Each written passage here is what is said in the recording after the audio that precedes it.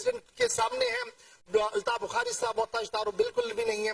ایک کامیاب تاجر بھی ہیں لیکن پولیٹکس آتے آتے کافی اتار چڑھاؤ انہوں نے دیکھا. بہت بہت شکریہ الطاف بخاری صاحب جوائن کرنے کے لیے. جموں کشمیر اپنی پارٹی کا سفر تب ہوا جب انتہائی حالات خوفناک جموں کشمیر کے تھے اور شاید ہی کوئی یہ سمجھ پاتا کہ کوئی سیاسی ٹیک آف بھی ہوگا. اس بیچ سید محمد الطاف بخاری کی جماعت جموں کشمیر اپنی پارٹی مارد وجود میں آئی اور یہ کہا کہ ہم یہ ایسے مشن کو لے کر چل رہے ہیں جو جھوٹ کی سیاست نہیں ہے, جو سچائی پر مبنی ہے اور اسی کو لے کر آگے چلیں گے. لیکن چناو آتے آتے بہت سارے ہچکولے ہوئے. کیا ٹیک آف صحیح نہیں ہوا یا کچھ اور معاملات؟ پہلے تو میں شکریہ آپ کا ادا کرنا چاہتا ہوں, آپ نے ہمیں انوائٹ کیا. میں گلستان نیٹ ورک کو مبارکبادی دینا چاہتا ہوں جو یہ کنکلیوز آپ کر رہے ہیں.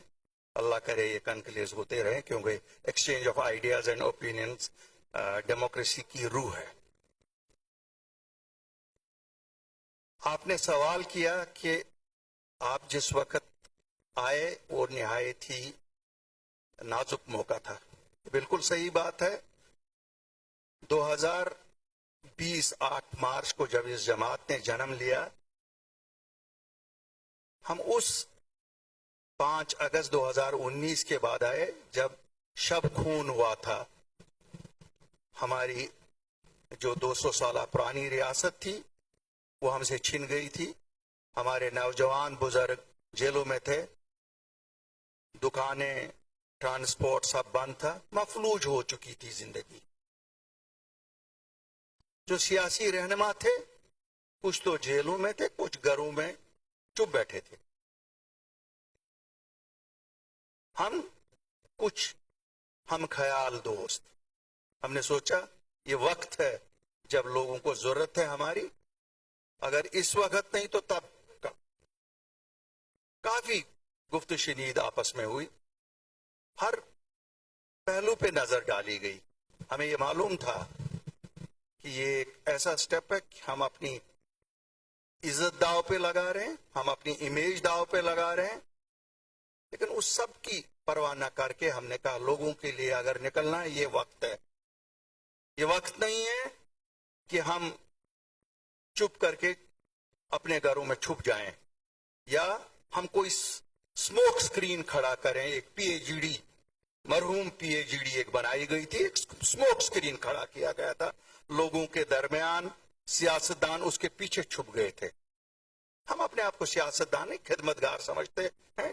جو لوگ ہم جمع ہو گئے خدمات گاری کی جذبے سے ہم لوگ سامنے آئے. میں نے کہا کچھ لوگوں نے 50 سال کی اپنی سیاسی زندگی کو داؤ پہ لگایا. شاید میری تو بہت چھوٹا سا سفر تھا لیکن اچھا سفر تھا, میٹھا سفر تھا, اور مجھے لگتا ہے اچھی یادیں مجھے بھی تھی اور لوگوں کو بھی میری اچھی یادیں تھی.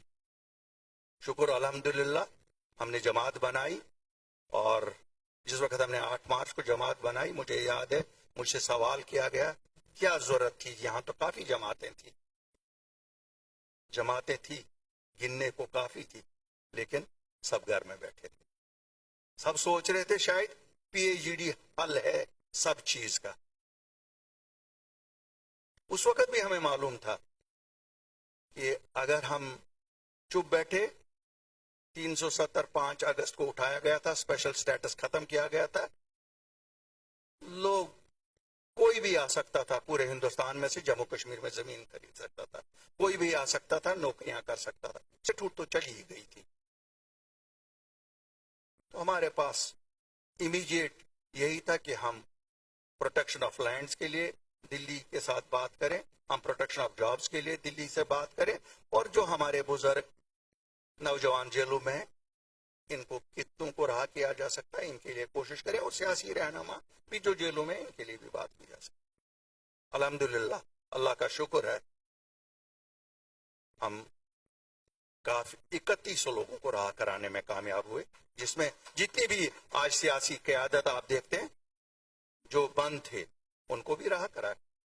ہم نے تو یہ نہیں دیکھا کہ سیاسی بھید بھاؤ کے بنیاد پر تھا, یہ انسانیت کا بھی انیشیٹو تھا.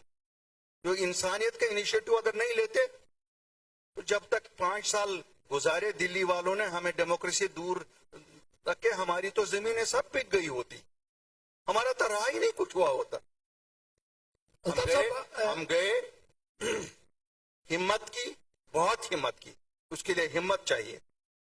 جموں کشمیر سے دلی جانا اور دلی میں باجپا کے وزیر اعظم سے ملنا, باجپا کے ہوم منسٹر سے ملنا, اور انہی لوگوں سے جنہوں نے 5 اگست کو چھرا گھونپا تھا, جنہوں نے ہم سے ہمارا سب کچھ چھین لیا تھا. اس کے لیے ہمت اشفاق صاحب چاہیے تھی. تو یہ